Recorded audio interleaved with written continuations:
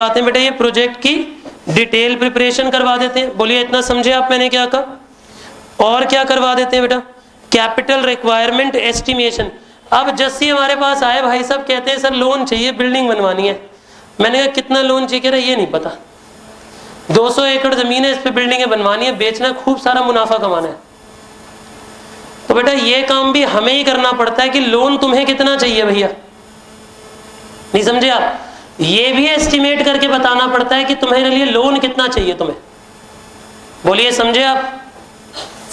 Identifying sources of finance, फिर ये देखना कि इतने लोन को दे कौन पाएगा।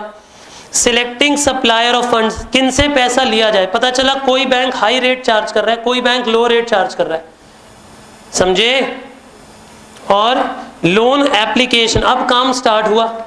जस्सी के लिए हमने क्या बनाई बेटा, पहले लोन एप्लीकेशन। फिर देखो filing the loan application, giving assistance in the project appraisal. बेटा ये बड़ी टेक्निकल बात है, इस बारी पढ़ना जरा इस लाइन को, एफ पॉइंट को दोबारा पढ़ना। Giving assistance in project appraisal by financial institution. अगर सच्चाई में समझो तो लोन सिंडिकेशन का असली काम सिर्फ इसी स्टेप का है, बाकी सारे काम तो जस्सी खुद भी कर सकता था। क्या लिखा है, एफ पॉइंट पढ़ना जरा, देखो कितना समझ आया। जब वो बैंक वाले या जब वो फाइनेंशियल इंस्टीट्यूशन वाले चेकिंग करने आएंगे कि क्या तुम्हारा प्रोजेक्ट सही भी है या नहीं, तो उसके सही गलत की पहचान करवाने में मदद करना। मेन काम तो उसी दिन है बेटा, जिस दिन सर्वे वाले आएंगे, उन्हें कुछ दवा पानी, कुछ बच्चों की मिठाई, कुछ चाय पानी कराना। और उस काम में अगर चूक हो गई बेटा फिर तो लोन फेल है। मेन काम किसका है, लोन पास करवाने का। तो मेन स्टेप यही है। Obtaining letter of intent and sanction from the lender. बेटा इसके बाद क्या आ जाता है, बेटा एक बात हो, अगर आपके प्रोजेक्ट का सर्वे हो गया, सर्वे के बाद क्या आ जाता है, सैंक्शन लेटर आ जाता है। भाई लोन पास हो गया, सैंक्शन लेटर, उसके बाद जैसे मिठाई खिलाएगा सबको, फिर क्या हमारा काम खत्म नहीं, आगे पढ़ो। Guiding the client in complying with necessary terms and condition. जो जो इंपॉर्टेंट टर्म्स एंड कंडीशन है उन्हें फुलफिल कैसे करना है वो भी हम समझाते हैं। और assistance in obtaining the loan, और लोन की पूरी वो तो असिस्टेंस तो हमने ही दिलवाया, और क्या। बोलिए समझ आ गया आपको, यानी क्या। लिखो जरा लोन सिंडिकेशन का मतलब लिखो, लिखिए जरा। ये ऐसी एक्टिविटी है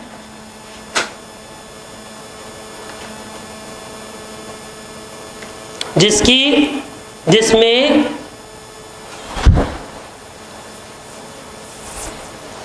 लोन की एप्लीकेशन से स्टार्ट करके एंडिंग तक सारे स्टेप्स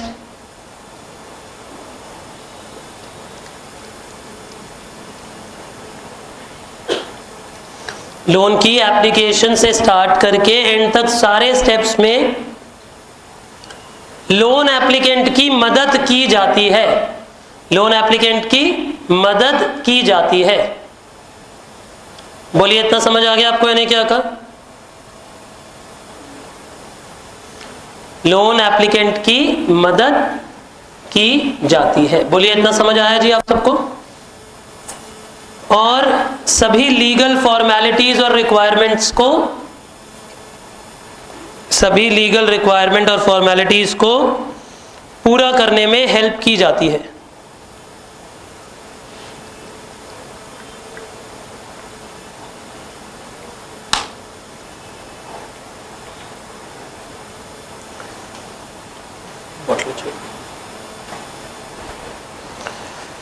बोलिए इतना समझ आ गया जी आपको, यानी क्या कहा।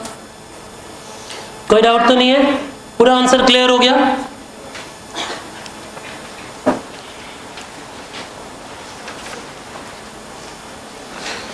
चलिए बेटा अब एक बहुत टफ आंसर पढ़ने के लिए तैयार हो। आइए जरा थोड़ी देर देखो बेटा, अभी थोड़ी देर बुक ना पढ़ें, चाहे सिर्फ समझने की कोशिश करें। अगले 20 मिनट कुछ समझाया जा रहा है, बहुत ध्यान से देखना। देखो बच्चे, दुनिया और पैसा बहुत आगे निकल गया और पैसे का लोभ इंसान को बहुत आगे तक ले भी गया, और कई ऐसी एक्टिविटीज, कई ऐसे कार्य किए जाते हैं फाइनेंशियल वर्ल्ड में जिनके बारे में एक आम इंसान कल्पना तक भी नहीं कर सकता, सोच भी नहीं सकता। मैं मानता हूं डेट सिक्योरिटाइजेशन उन्हीं में से एक है। डेट सिक्योरिटाइजेशन का मतलब क्या हुआ कि बैंक्स वगैरह, मैं पहले पूरी कहानी सुनाता हूं, जो 2008 का स्लो डाउन भी आया इकोनॉमी के, उसके भी पीछे का रीजन समझाता हूं। बहुत ज्यादा ध्यान से समझिएगा, ये बहुत इंपॉर्टेंट टॉपिक है। अब होता क्या है, फॉर एन एग्जाम्पल मान लेते हैं कि हम एक बैंक है या हम कोई फाइनेंशियल बॉडी है, ठीक है जी। ध्यान से सुनना कि लोभ कितना बढ़ गया, लालच किस हद तक बढ़ गया बैंकों का। बैंक के पास पैसा था, बैंक ने उस पैसे पे लोन दिए, उस पैसे से लोन दे दिए। अब लोन जो दिए, किसी को कार लोन दिया, किसी को हाउसिंग लोन दिया, किसी को कोई और फाइनेंस दिया, फिर कुछ ना कुछ हर लोन के बदले में गिरवी भी रखते रहे। बोलो गिरवी रखा या नहीं रखा? रखा कुछ ना कुछ। किसी के प्रॉपर्टी के पेपर हमारे पास पड़े हैं, किसी की कार का कोई डॉक्यूमेंट हमारे पास पड़ा है, ऐसे बहुत सारे एसेट हमारे पास पड़े हैं जो एक्चुअली में हमारे एसेट नहीं है, लेकिन क्योंकि हमने लोन दिया हुआ है, उस लोन के बदले में वो कागज हमारे पास पड़े। और अगर उन्होंने कहीं कोई गलती करी, कोई हेरा फेरी करी, इधर उधर करा, तो वो जो डॉक्यूमेंट है उन्हें बेचकर हम पैसा ला सकते हैं। यही होता है ना बेटा। गारंटी क्या होती है? बैंक गारंटी जो मांगता है, वो गारंटी होती क्या है? बेसिकली जो बैंक आपके पेपर प्रॉपर्टी के अपने पास रख लेता है, वो क्यों रख लेता है? वो क्या करेगा उसका यही मतलब होता है ना कि अगर आपने पैसा नहीं चुकाया, अगर आपने बैंक को पैसा नहीं चुकाया, तो बैंक क्या कर देगा? आपकी प्रॉपर्टी उठा के बेच देगा, और उससे जो पैसा आएगा उससे अपने लोन की भरपाई कर लेगा, इंटरेस्ट की भरपाई कर लेगा, कुछ बचा तो आपको दे देगा। यही लॉजिक होता है, यही इंपैक्ट, यही ट्रीटमेंट चलता है। करेक्ट। अब सुनो, बैंक के पास थे सोचो 200 करोड़, अब 200 करोड़ रुपया लोन के रूप में बांट दिया बैंक ने, और उसके बदले में काफी सारी सिक्योरिटीज बैंक के पास आ गई, राइट।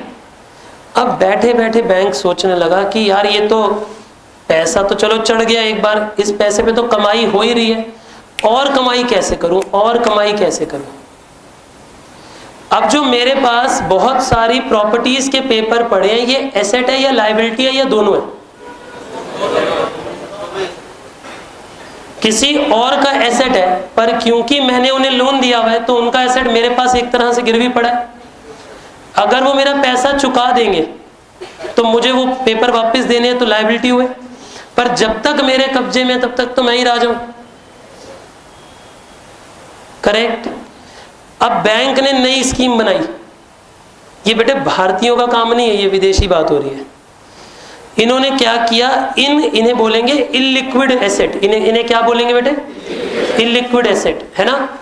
जो 200 करोड़ का लोन दिया, 200 करोड़ के लोन के बदले में जो कागजात हमारे पास आए, जो प्रॉपर्टी के पेपर वगैरह सब कुछ आए, वो सब कौन है हमारे पास? Illiquid asset. इन इलिक्विड एसेट को एक कॉमन पूल में डाल दिया, स्विमिंग पूल नहीं बेटा, ठीक है, एक सिक्योरिटाइजेशन का पूल बनाया, उसमें डाल दिया, और मार्केट में इसकी बैकिंग में सिक्योरिटीज इशू कर दी। और उन सिक्योरिटी की बैकिंग क्या बताई जाती है? बैकिंग बैंक के पास पड़े हुए प्रॉपर्टी के कागजात है। सर ये क्या मतलब हुआ यार, ये प्रॉपर्टी तो बैंक की है ही नहीं। बैंक कहता है मेरी नहीं, तो क्या हुआ?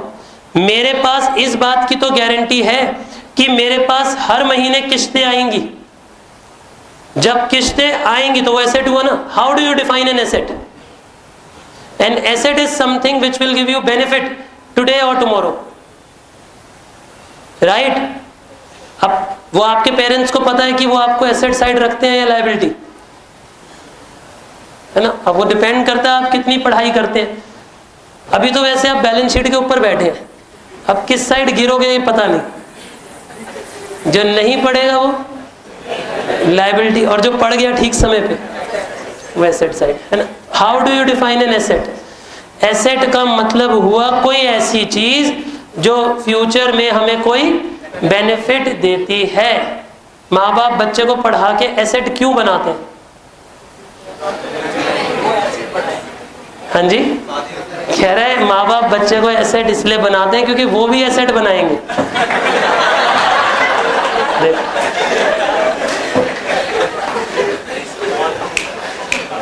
ये हर्षिता अभी लोन लेने आया था ना, कौन था? लोन भी कैंसिल। चलो देखो जरा आगे वापस आओ। अब बातचीत चल रही थी कि बैंक ने 200 करोड़ के लोन दिए। 200 करोड़ के लोन के बदले में क्या आ गया? हमारे पास सिक्योरिटी के पेपर्स आ गए। उन सिक्योरिटी के पेपर्स को पूल में डालकर उन्हें बैकिंग की तरह यूज किया गया, और उस बैकिंग पे हमने आगे सिक्योरिटीज इशू कर दी, और उन सिक्योरिटी से जो पैसा आएगा उस पैसे को दोबारा नए लोन्स में बांट दिया। सर ये तो चक्री फंस गई है, तो पता नहीं कहाँ जा रहा है। ऐसे ही होता है बेटे असली जिंदगी में। पैसा इतनी बार घुमाया जाता है क्योंकि बैंक यानी फाइनेंशियल इंस्टीट्यूशन जितनी बार पैसे को घुमाएगा तभी तो कमाएगा। बैंक कमाता कैसे है? बैंक बड़ी अजीबोगरीब ऑर्गेनाइजेशन होती है ना बेटा फाइनेंशियल। वो पैसा देते भी हैं और पैसा लेते भी हैं। आपको जमा कराना है तो आपसे पैसा जमा भी करवा लेते हैं, और आपको लोन चाहिए तो दे भी देते हैं, बट उन दोनों के बीच में जो मार्जिन होता है वही तो उनकी अर्निंग होती है। करेक्ट? देखो दोबारा समझो एक बारी।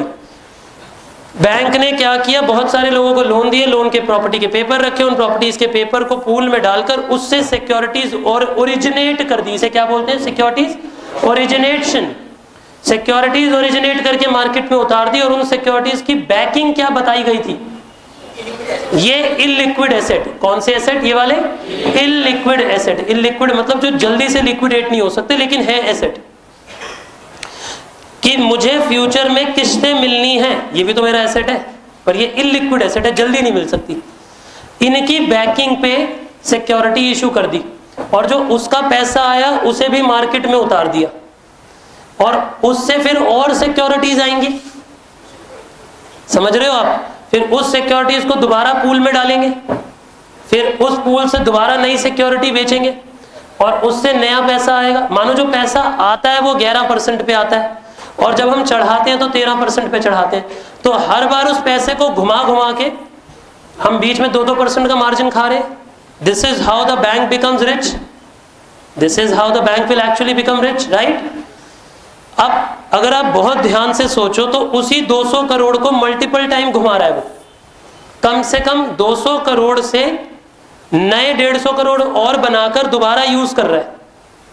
तो आपको नहीं लगता कि बैंक अपने 200 करोड़ लगा के 350-400 करोड़ पे इंटरेस्ट कमा रहा है, और उसके बाद भी रुकता नहीं है? क्योंकि जब नई सिक्योरिटीज जब नए लोन देगा तो उससे भी तो सिक्योरिटीज आएंगी, और उन सिक्योरिटाइज को भी तो डेट सिक्योरिटाइजेशन में लाया जाएगा। से यस और नो? कुछ हद तक समझ आया साइकिल कैसे घूमती है? ये खूब साइकिल घूमी बेटे कुछ साल। ईयर 98 से लेके ईयर 2007 तक खूब साइकिल घुमाई बैंकों ने, खूब अंधाधुंध। फॉरेन के बैंक्स ऐसे बैंक जो बहुत पीछे थे, मतलब अगर इंडियन करेंसी में बताऊं कि 20-20 हजार करोड़ के बैंक थे, बस वो 1.5 लाख करोड़ के बैंक बन गए 5-5, 7-7 साल में। लेमन ब्रदर्स वगैरह जो इनके ऐसे बैंक्स हैं, सॉलिड बैंक्स, वो खूब तबीयत से उन्होंने पैसा घुमाया डेट सिक्योरिटाइजेशन में। इनफैक्ट इंडियन बैंक्स को भी इनवाइट किया गया। इंडियन का सबसे बड़ा जो बैंक ICICI बैंक, इसका भी कुछ 700-800 करोड़ रुपया घुमाया उन्होंने। SBI को भी बुलाया उन्होंने, हाथ जोड़ के वापस आ गए, कह रहे हमारे बस का ही नहीं है। डेट सिक्योरिटाइजेशन के जाल में इंडियन जो नेशनलाइज बैंक थे वो नहीं फंसे। उन्होंने कहा भाई हमारे बस की नहीं है इतनी चीटिंग, इतना पैसा घुमाना यहाँ से वहाँ से। देखो बेटा जब चढ़ाई चढ़ती है तो बहुत ऊंचाई आती है, फिर जब डूबता है तो ढेर हो जाता है। अब हुआ क्या? अब जो आगे पढ़ा रहा हूँ कोर्स का पार्ट नहीं है, अभी तक जो बात हुई वो समझ आई डेट सिक्योरिटाइजेशन क्या होती है, पढ़वाऊंगा अभी, इसे रीड भी करवाऊंगा। अब हुआ यूं कि अचानक में मजाक में मानो एक ने लोन नहीं दिया, 2 ने लोन नहीं दिया, इकोनॉमी में स्लो डाउन आने लगा, थोड़ा सा स्लो डाउन आने लगा। इकोनॉमी में जैसे ही थोड़ा सा स्लो डाउन आने लगा कुछ लोगों ने अपनी इंस्टॉलमेंट नहीं पहुंचाई, लेकिन जैसे इंस्टॉलमेंट नहीं पहुंचाई, उनकी प्रॉपर्टी के पेपर जो बैंक के पास थे, बैंक बेचने के लिए लगा देगा उन्हें। से यस और नो? अब बैंक ने बेचने की कोशिश करी, यहां पे इन लोगों का फेथ लूज होने लगा कि हमारे पास तो डायरेक्ट गारंटी वैसे ही नहीं थी, हम तो इनडायरेक्ट गारंटी पे गारंटी देके पैसा दे बैठे। से यस और नो? जो सेकेंडरी सिक्योरिटीज इशू हुई हैं, क्या उनके पास कोई सॉलिड बैकिंग है? ऐसे नहीं लग रहा हवा हवा में लोन चल रहे हैं। समझ आ रहा है बेटा आपको इन्हें क्या कहा? पैसे के अगेंस्ट ही पैसा घुमा रहा है बैंक। अब ये तो ताश के पत्तों से महल बनाया जा रहा था, ऐसा ही तो हो रहा था बेटे। वो अचानक से हवा आई। अब हुआ यूं कि यहां वालों ने जैसे ही पैसा देना बंद किया, बैंक ने कहा अच्छा बेटे पैसा नहीं दे रहे। अब वो यूएस जैसे कल्चर में आप किसी को पनिश नहीं कर सकते, पैसा नहीं है तो फैल के बोलता है आई डोंट हैव मनी। या भारत में तो बाउंसर ले जाके पिटवा दोगे ना, वहां वही पिटवा देगा बेटा, वो जेल में भी डलवा देगा कि मुझसे ऊंची आवाज में बात करी, मानहानि का केस 20 लाख का। और वहां बड़ा गलत कल्चर है बेटे, पैसा भी दो डरो भी सही। तभी तो 4% पे लोन मिलते हैं वहां। अब समझे मैंने क्या कहा? अब हुआ यूं, कह रहे मैं नहीं दे रहा लोन, जो करना है कर ले, प्रॉपर्टी बेचेगा जब बेच ले। ऐसे करते करते जहां 100 केस इकट्ठे हुए, बैंक ने सिक्योर अब उनकी प्रॉपर्टी बेचने की कोशिश करी। बेटा गली में जब एक मकान बिकने आता है वो 2 करोड़ का होता है, लेकिन अगर गली में 10 मकान बिकाऊ हो तो सबकी कीमत 1.5 करोड़ हो जाती है। समझे? जब ज्यादा प्रॉपर्टी बिकने आती है तो प्रॉपर्टी की कीमत डाउन हो जाती है। अब प्रॉपर्टी की कीमत डाउन हुई because of natural slow down. अंग्रेज भी बेटे इतने बेवकूफ थोड़ी ना होते, उन्होंने कैलकुलेट किया लोन है, I am taking example, loan है 1 करोड़ का और प्रॉपर्टी कम होते होते 80 लाख की बची है। वो कह रहा है मैं दे ही नहीं रहा लोन, जो करना कर ले, प्रॉपर्टी तो बेचेगा। बेचा, प्रॉपर्टी और पिट गई। अब यानी जो गारंटी पे दिए हुए एसेट थे वो पिटने लगे। समझे आप मैंने क्या कहा? अब वो साइकिल घूम गई। फिर अब वो साइकिल का देखो चौतरफा वार हुआ। इधर लोगों ने अपने इंस्टॉलमेंट देनी बंद की और कहा जब बेच दे, उधर जब बैंक उसे डिस्प्ले पे लगाता है बेच नहीं पाता, प्रॉपर्टी की कीमतें डाउन हो गई। अब जब कीमतें डाउन हो गई, पैसा नहीं मिल पा रहा, तो ये वाली जो सेकेंडरी सिक्योरिटीज थी इनमें भी अफरा तफरी मच गई। ऐसे नहीं लग रहा अचानक से फाइनेंशियल सुनामी आ गई है ना? अब वो एक बैंक के साथ थोड़ा ना, वो सब बैंकों के साथ हुआ। जिन जिन को पता चला रे लेमन ब्रदर्स की हालत टाइट है, उन्होंने अपना अपना और बैंकों में पड़ा हुआ पैसा भी निकालना स्टार्ट कर दिया। तो कह रहे हमें फेथ ही नहीं है बैंकिंग पे। और ऐसे बेटे भवसागर में घूमते घूमते यूएस इकोनॉमी डूब पड़ी। और यूएस अकेला तो जाता नहीं बेटे, वो जाता तो अपने साथ 30-40 और देश ले जाता है, वो ले डूबा सबको। तो उसमें इंडिया सेफ गार्डेड क्यों रह गया था? क्योंकि इंडिया सिक्योरिटाइजेशन में इन्वॉल्व नहीं था। जो आपने देखा ना 2008-2009 का जो स्लो डाउन आया, उसमें इंडियन इकोनॉमी को ज्यादा हिट नहीं मिला। उसके पीछे बेसिक रीजन ये था because we were not involve in securitisation to great detail. Securitisation क्या होती है समझ आ गया? Absolutely clear. मैं लास्ट टाइम एक बार बताता हूँ, फिर बुक से पढ़वाऊंगा, ठीक है जी? देखना जरा एक बार स्क्रीन पे देखना, जितनों को दिख पाता है। कितने लोगों को स्क्रीन नहीं दिख पाती है?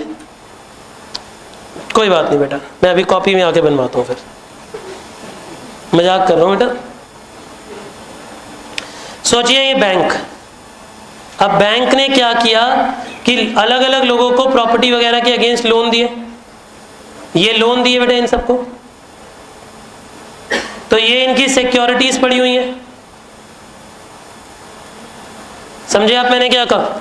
ये प्रॉपर्टी की क्या पड़ी हुई है बेटा उनके पास? सिक्योरिटीज। मैं इन्हें इलिक्विड एसेट कह सकता हूं।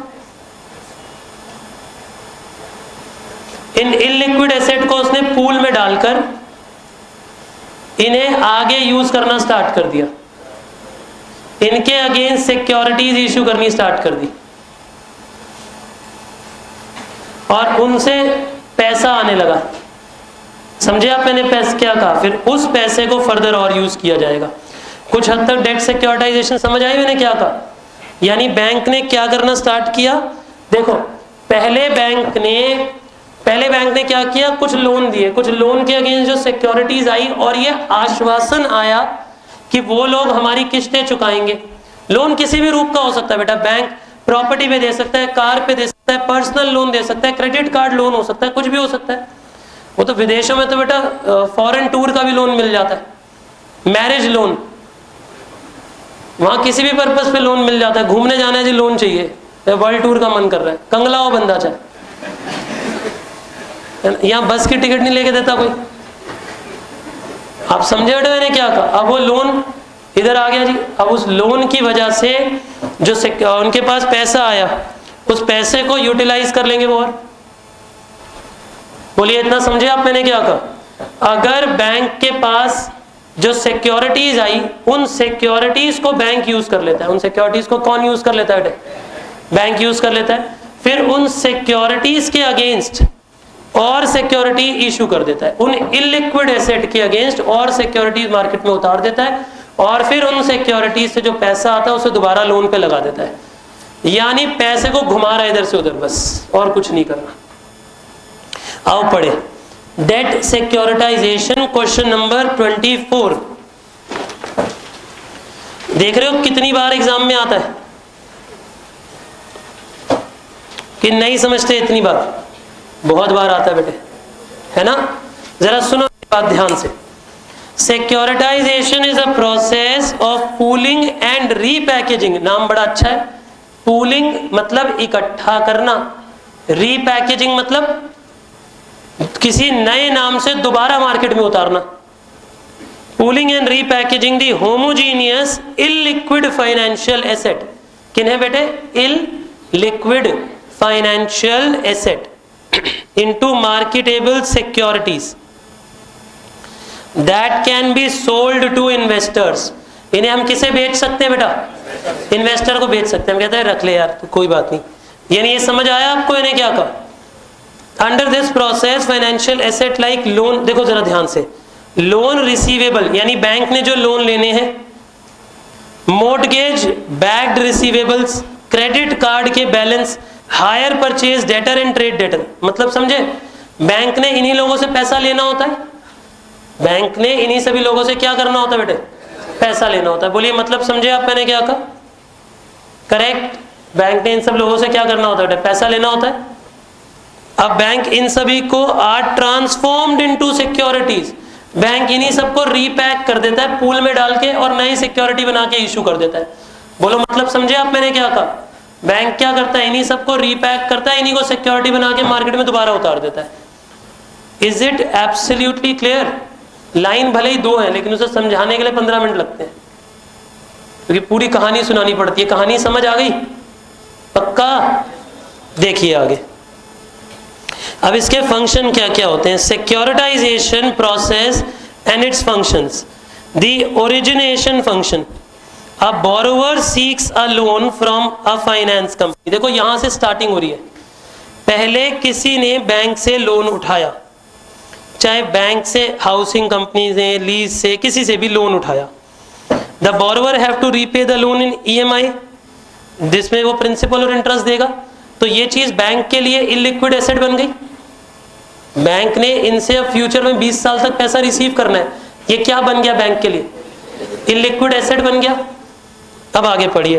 फिर बैंक क्या करेगा? An underlying pool of asset is created by clubbing together similar loan और receivable which is transformed in the favour of SPV, special purpose vehicle, act as a trustee for investor.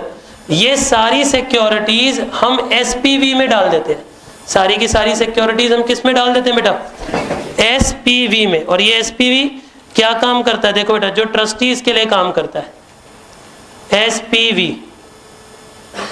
फिर ये आगे के जो investors हैं, जो हमसे और पैसा दे रहे हैं हमें, जब हम सिक्योरिटी बेचेंगे तो पैसा मिलेगा ना हमें। जब हम सिक्योरिटी बेचेंगे तो पैसा हमें क्या होगा बेटा? मिलेगा। बोलिए मतलब समझे आप मैंने क्या कहा? फिर अगला है securitisation function. On the basis of the asset pool the securities are structured and issued by SPV। SPV क्या करता है? सिक्योरिटीज बेच देता है। तो 3 स्टेप हुए। बताओ बेटा पहला स्टेप क्या था? किसी ने हमसे लोन लिया। किसी ने हमसे क्या किया बेटे? लोन लिया। राइट, किसी ने हमसे लोन लिया। अब लोन लिया तो उसने हमें कोई सिक्योरिटी, कोई गारंटी दी होगी। फिर सेकंड स्टेप में हमने उन गारंटीज का गुच्छा बनाया और उसे एसपीवी में फेंक दिया सिक्योरिटाइजेशन होने के लिए, उसके अगेंस्ट सिक्योरिटी इशू करवाने के लिए। बोलिए ये बातचीत समझ आई आपको सबको परफेक्टली? इस पैसे को सिक्योरिटाइजेशन पे लगा दिया। अब इस पैसे को सिक्योरिटाइजेशन पे लगाने के बाद एसपीवी इसके अगेंस्ट सिक्योरिटी इशू करेगा और नया पैसा लेके आएगा। यानी देख रहे हो हमने पता है क्या किया? देखो बैंक का दिमाग देखो, चाल देखो। बैंक के पास 200 करोड़ था, 200 करोड़ का लोन दिया, लोन के बदले में आपने सिक्योरिटी दी, आपकी सिक्योरिटी को सिक्योरिटी मान के नई फंड्स इशू कर दिए, नए मान लेते हैं बॉन्ड्स इशू कर दिए। अब नए बॉन्ड से पैसा आ भी गया तो बैंक ने क्या किया, 200 करोड़ आपको दिए और उसी सिक्योरिटी से नई सिक्योरिटी इशू करके और पैसा उठा लिया, तो बैंक को तो अपना 200 करोड़ वापस ही मिल गया। नहीं समझे आप मैंने क्या कहा? तो बीच में इंटरेस्ट भी कमा लिया और फिर उसे और चढ़ाएगा, फिर और सिक्योरिटी आएगी, फिर और सिक्योरिटाइजेशन करेगा, घूमता ही रहेगा, बस बैंक झूमता रहेगा। फिर ऐसे में क्या होता है, फिर जब इकोनॉमी झूमती है तो सब झूमने लग जाते हैं, है ना बेटे? वो एक धागे में बंधते चली जा रही है इकोनॉमी। समझे आप मैंने क्या कहा? आइए कुछ लिखते हैं, लिखेंगे तो हमेशा के लिए याद रहेगा। 2-4 लाइनें हिंदी में लिख लेते हैं इसके ऊपर। पहले स्टेप के साथ लिखो, जो पहला स्टेप है उसके साथ लिखो, जो ओरिजिनेशन फंक्शन है उसके साथ लिखो। पहले बैंक के पास कोई लोग लोन लेने आते हैं, पहले बैंक के पास कोई लोग लोन लेने आते हैं, और वो जरूरी नहीं है कि बैंक हो, हम ऐसा बोलते हैं बैंक, वो कोई भी फाइनेंशियल इंस्टीट्यूशन हो सकता है, राइट? लिखिए जरा, पहले बैंक के पास कोई लोग लोन लेने आते हैं और अपनी कुछ सिक्योरिटीज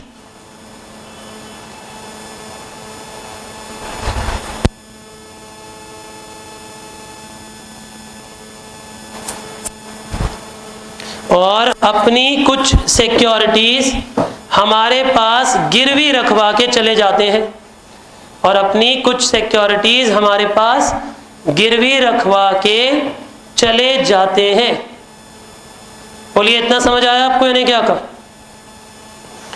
अगला होता है पूलिंग फंक्शन।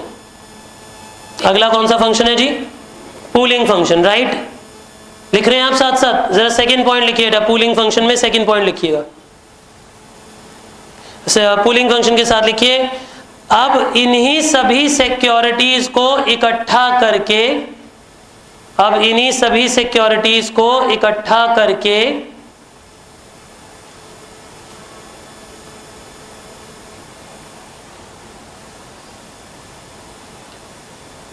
हम, अब इन्हीं सभी सिक्योरिटीज को इकट्ठा करके हम एसपीवी को सौंप देते हैं, हम एसपीवी को सौंप देते हैं।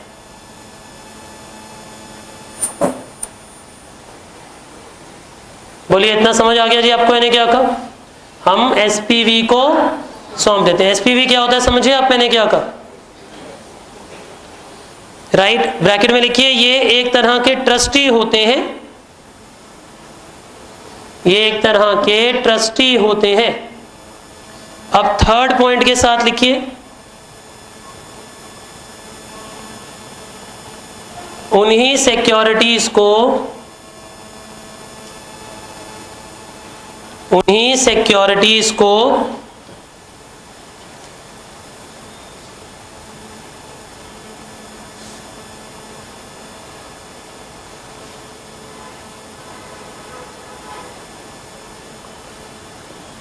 रीपैक करके नई सिक्योरिटी के रूप में इशू कर दिया जाता है, रीपैक करके नई सिक्योरिटीज के रूप में इशू कर दिया जाता है, जिससे दोबारा नए फंड्स, जिससे दोबारा नए फंड्स प्राप्त हो जाते हैं। बोलिए इतना समझ आ गया आपको? मैंने क्या कहा? बोलिए क्लियर है जी? बेटा इन सिक्योरिटीज के रिपीट करें, देखिए अभी हमने क्या लिखा, उन्हीं सिक्योरिटीज को रीपैक करके न्यू सिक्योरिटीज के रूप में इशू कर दिया जाता है, न्यू सिक्योरिटीज के रूप में इशू कर दिया जाता है। लिख लिया जी आपने। और इससे दोबारा न्यू फंड्स मिल जाते हैं या नए फंड्स प्राप्त हो जाते हैं, नया पैसा आ जाता है। बोलिए इतनी बातचीत समझ आ गई आप सबको? कोई दिक्कत तो नहीं जी? No doubt.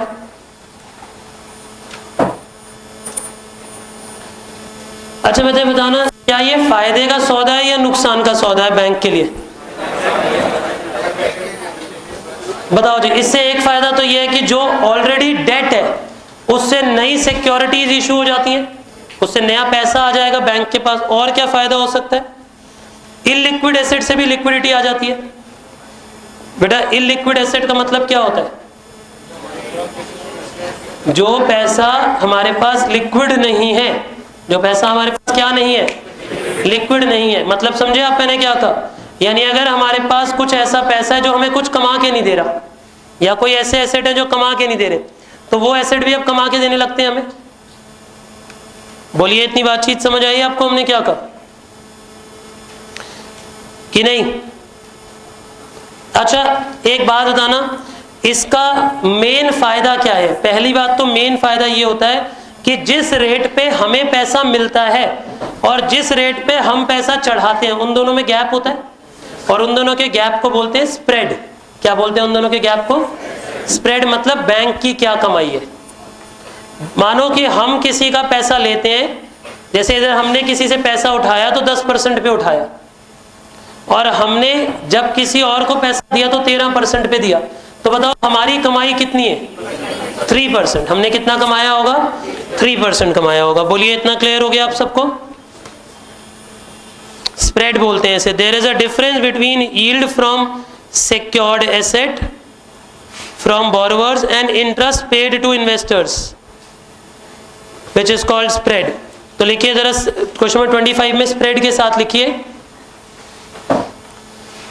यानी जितना इंटरेस्ट हमें मिलता है और जितना इंटरेस्ट देना पड़ता है,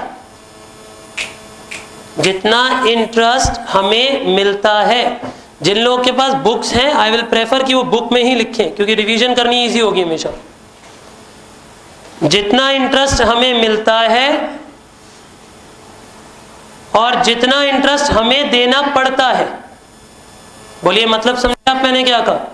जितना इंटरेस्ट हमें मिलता है और जितना इंटरेस्ट हमें देना पड़ता है, करेक्ट? उन दोनों के बीच का गैप ही फाइनेंशियल इंस्टीट्यूशन की असली कमाई होती है। उन दोनों के बीच का गैप ही फाइनेंशियल इंस्टीट्यूशन की असली कमाई होती है, और उसे स्प्रेड बोलते हैं, और उसे स्प्रेड बोलते हैं।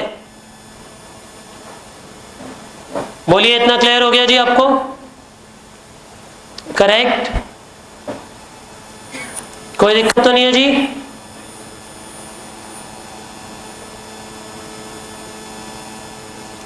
बोलिए इतना क्लियर है? इसके अगले वाले 1-2 पॉइंट एक बार आप रीड करो जरा क्विकली, देखो कितना समझ आता है।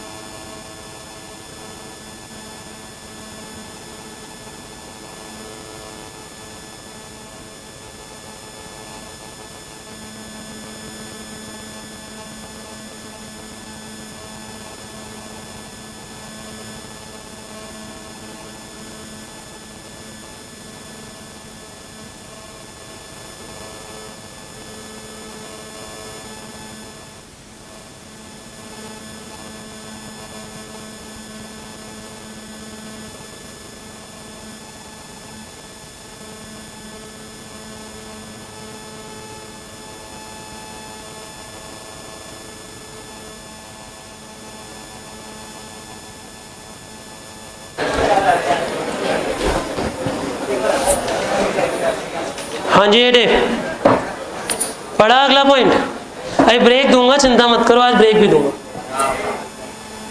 खुश हो जाओ। हाँ जी, किस किस को चाहिए, एक करके आगे आ जाना। ब्रेक चाहिए ना? देखो बेटा, पहले तो स्प्रेड समझ आया आपको मैंने क्या कहा? स्प्रेड वर्ड का मतलब क्या होता है? देखिए जरा, स्प्रेड वर्ड का मतलब हुआ कि बैंक को कितना इंटरेस्ट मिल रहा है। नहीं समझे आप मैंने क्या कहा? बैंक को कितना इंटरेस्ट मिल रहा है और बैंक आपको कितना इंटरेस्ट पे कर रहा है, राइट। अगला है recourse. The investor bear the credit risk and the issuer is under an obligation to pay to the investor if the cash flows are received by him from the asset pool. Therefore this process is without recourse. देखो ये recourse मतलब होता है कि bad debt कौन सहेगा। Recourse और non recourse दो तरीके की अरेंजमेंट्स होती हैं। मेरी बात को ध्यान से सुनना जरा। अगर हमने लोन दिए, अब उस लोन के अगेंस्ट की कमाई अगर हमें ही नहीं मिल रही, तो क्या जिन्हें हमने उन सिक्योरिटीज के अगेंस्ट सिक्योरिटी बेची है, क्या उन्हें हम ब्याज चुकाएंगे? आप मेरी बात समझे या नहीं क्या कहा? दोबारा ध्यान से देखो जरा इधर, कि अगर हमने लोन दिए, उस लोन से हमें ही नहीं ब्याज मिल रहा, तो क्या हमने जिन्हें सेकेंडरी सिक्योरिटीज इशू की है उन्हें हम ब्याज दे? बोलिए। अगर ऐसा हुआ कि भाई हम आपको इंटरेस्ट देंगे ही देंगे, तब तो फिक्स देना पड़ेगा, पर अगर ऐसी कोई फिक्स्ड ऑब्लिगेशन नहीं है तो नहीं देंगे। पढ़ो जरा क्या लिख रहा है। The investor bears the credit risk. Investor कौन है बेटा? ये वाला जो सेकेंडरी इन्वेस्टर है, ही बियर, जिसने बाद में सिक्योरिटी खरीदी है, he bears the credit risk as the issuer is under an obligation to pay the investor if the cash flows are received by him from the asset pool. लिखो जरा इस बात का मतलब। यानी अगर फाइनेंशियल इंस्टीट्यूशन को, लिखो बेटा जल्दी जल्दी, यानी अगर फाइनेंशियल इंस्टीट्यूशन को, यानी अगर फाइनेंशियल इंस्टीट्यूशन को अपने प्राइमरी लोन्स के अगेंस्ट पेमेंट मिली, प्राइमरी लोन समझते हो ना कौन से वाले, जो शुरुआत में हमने पहले दिए हैं, अगर उन लोन्स के अगेंस्ट पेमेंट मिली, इंटरेस्ट मिला, बोलिए समझ आ रहा है आपको? इन्हें क्या कहा? अगर प्राइमरी लोन्स के अगेंस्ट पेमेंट मिली तो ही वो आगे पेमेंट करेंगे, तो ही वो आगे पेमेंट्स करेंगे। यानी सेकेंडरी इन्वेस्टर को, यानी सेकेंडरी इन्वेस्टर को, यानी सेकेंडरी इन्वेस्टर को हमेशा इंटरेस्ट देने की कोई गारंटी नहीं है। सेकेंडरी इन्वेस्टर को हमेशा इंटरेस्ट देने की कोई गारंटी नहीं है। बोलिए मतलब समझ आ गया आपको? इन्हें क्या कहा? भाई आपको इंटरेस्ट मिलेगा या नहीं मिलेगा इस बात की कोई गारंटी नहीं है। भाई किस बात की गारंटी है? अगर प्राइमरी वाले से मुझे मिला पैसा तो मैं आपको जरूर दूंगा, पर अगर मुझे प्राइमरी से ही नहीं मिला तो मैं आपको भी नहीं दूंगा। बोलिए समझ आ गया जी पीछे तक? थर्ड पॉइंट पढ़िए, इससे अगला पॉइंट पढ़िए जरा एक बार जल्दी से। वो क्या कहता है? Servicing the originator may continue to collect the amount due from the borrowers etcetera with और without servicing fee the same. मतलब ये है कि जो ओरिजिनेटर है, जो मेन पहले लोन लेने वाली प्रक्रिया है, वो चलती रह सकती है, चाहे हम आगे उनको दोबारा पूल में भेज रहे हैं नहीं भेज रहे, इससे कोई मतलब नहीं बनता। Revolving period securitisation, future receivable can be transferred as and when they raise, as and when होना चाहिए था, एज एंड व्हेन, एंड होना चाहिए था, ए एंड डी वाला एंड, व्हेन दे अराइज और eight specified interval on the pre arranged term. लिखिए जरा इसके साथ, यानी जितनी नई सिक्योरिटीज ओरिजिनेट होंगी, लिखिए प्लीज, यानी जितनी नई सिक्योरिटीज अरेंज होंगी, फ्यूचर में जितनी भी नई सिक्योरिटीज अरेंज होंगी, लिख लिया आपने? यानी फ्यूचर में जितनी भी नई सिक्योरिटीज अरेंज होंगी वो भी प्री डिसाइडेड टर्म्स पे पूल में चली जाएंगी, प्री डिसाइडेड टर्म्स पे पूल में चली जाएंगी।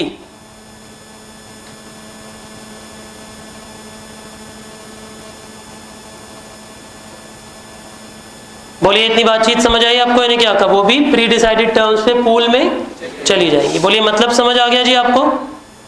कोई दिक्कत तो नहीं है जी?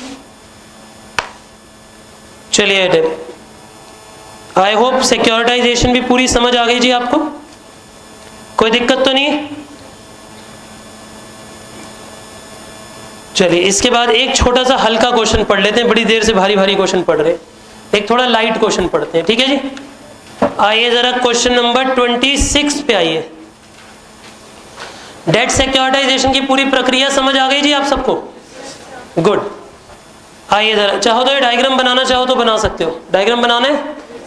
बना लो जरा जल्दी से, ऊपर नीचे कहीं पेज पे थोड़ी सी जगह ढूंढ के छोटा सा डायग्राम बना लो।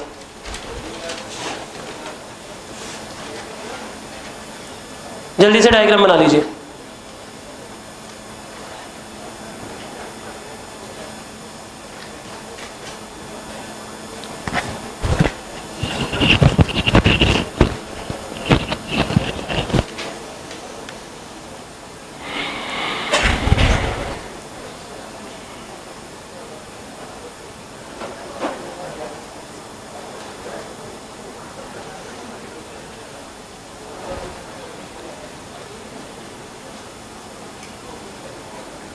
कर लिया जी?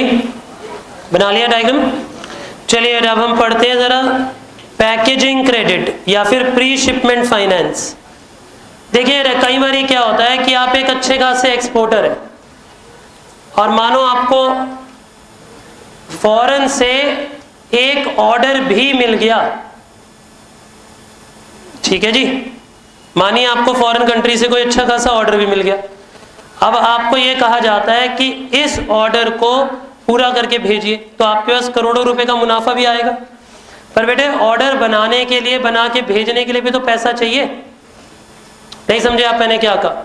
अगर हम ऑर्डर बनाए, ऑर्डर बना के भेजना चाहते हैं, उसके लिए भी तो हमें पैसा चाहिए बेसिक।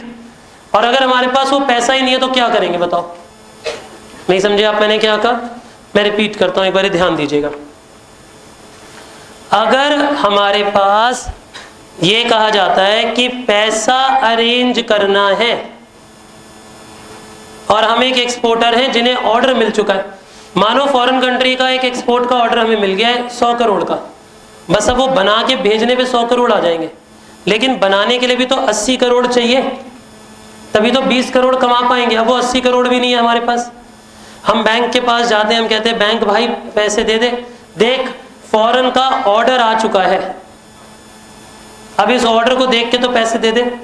तो उस ऑर्डर को देखकर जब बैंक पैसे दे देता है तो उसे शिपिंग फाइनेंस भी बोल देते हैं, यानी पैसा देता है ताकि आप सामान बनाओ और एक्सपोर्ट करो शिप के थ्रू। पढ़ो जरा इसे क्या कहता है। Write a short note on packaging credit facility और प्री शिपमेंट फाइनेंस।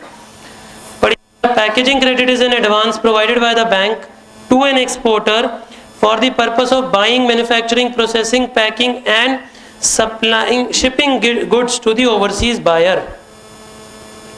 लिखिए जरा एक बारी ध्यान से, पहले एक लाइन लिखवाना चाहूंगा, एकदम क्वेश्चन के ऊपर एक लाइन लिखो कि अगर एक एक्सपोर्टर के पास, जल्दी लिखिए बेटे, अगर एक एक्सपोर्टर के पास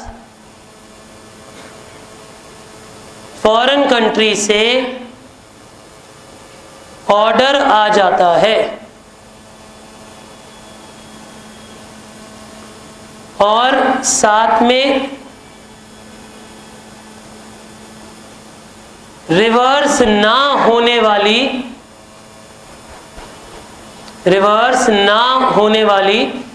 लेटर ऑफ क्रेडिट भी मिल जाता है, वापस ना होने वाली लेटर ऑफ क्रेडिट भी मिल जाता है। लिख लिया आपने? ब्रैकेट में लिखिए बेटा एक बारी पेन चेंज करके कि यानी इससे ये गारंटी तो हो गई, यानी इससे ये गारंटी तो हो गई कि अब जब एक्सपोर्ट किया जाएगा, यानी अब इससे ये गारंटी तो हो गई कि अब जब एक्सपोर्ट किया जाएगा तो पेमेंट जरूर आएगी। आप एलसी समझते हो, लेटर ऑफ क्रेडिट क्या होता है? कितने बच्चे जानते हैं एलसी क्या होती है? शाबाश। देखिए ना, जब हम एक्सपोर्ट करते हैं, जरा से सुनना समझना एक बारी ध्यान से। देखिए अभी लिखिए नहीं, पहले समझिए एक बारी ध्यान से कि जैसे मान लेते हैं अगर मेरे को कुछ सामान बना के फॉरेन कंट्री भेजना है, मैं इंडियन एक्सपोर्टर हूं, अब मैं इंडिया से सामान बना के भेजूंगा, पता नहीं वो मुझे पेमेंट भेजे या ना भेजे, मेरे पैसे खा गया तो मैं क्या करूं? भाई सही बात है कि नहीं? अब वो विदेश में रहता है, वहां तो मैं जा नहीं सकता उसे पीटने। तो मानो मैंने क्या स्टार्ट कर दिया, मैंने एक पॉलिसी बनाते हैं कि भाई मैं कहता हूं तू अपने वहां के बैंक से लिखवा के मेरे यहाँ के बैंक को एक लेटर भेज कि अगर कल को तू मुकर भी गया पेमेंट देने से तो तेरा बैंक पैसे देगा। मतलब समझे आप मैंने क्या कहा बेटा? कि अगर कल को तुमने पेमेंट देने से मना भी कर दिया तो भी कौन पैसे देगा? तुम्हारा बैंक तुम्हारे बिहाफ पे पैसे देगा। इस बात को बोलते हैं लेटर ऑफ क्रेडिट। क्या बोलते हैं? Letter of